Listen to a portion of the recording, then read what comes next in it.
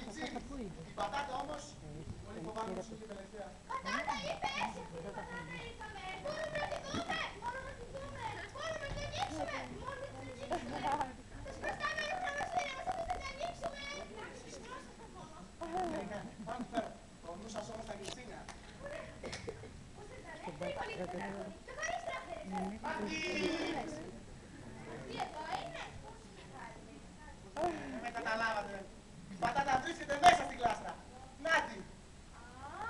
Στα φύγει η πατάτα! Νάτι, σας τη χαρίζω. Δεν μπορούμε να το δεχτούμε. Έτσι δεν είναι, Πασχάλη.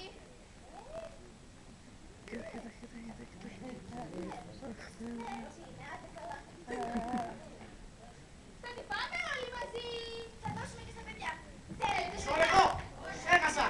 Δεν έχουμε λάδι. Χωρίς λάδι δεν τηγανίζουμε πατάτες. λάδι? Μισό λεπτό. Έχουμε και τηγάνι. Ορίστε, ορίστε. Δείξαμε το μουσείο. Μπράβο, πείτε είστε.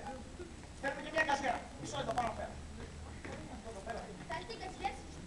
Κύπριο, πάνω από την πρώτη μας στα καπιτσά. Πρώτα πρώτα, θέλω να δούμε ένα καπινέτο. Βάζουμε πάνω τηγάνι. Δίνουμε λίγο λαδάκι. Παίρνουμε την πατάτα. Έλα ρε. Την καθαρίζουμε.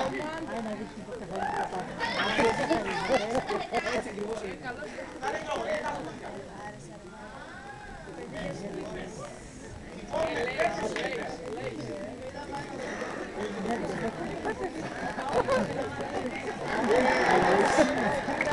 Λοιπόν, τέτοιες σκέπες.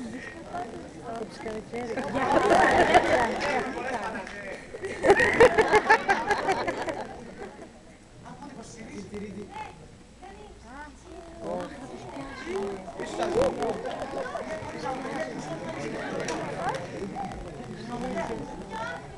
Στέλνε χέρια!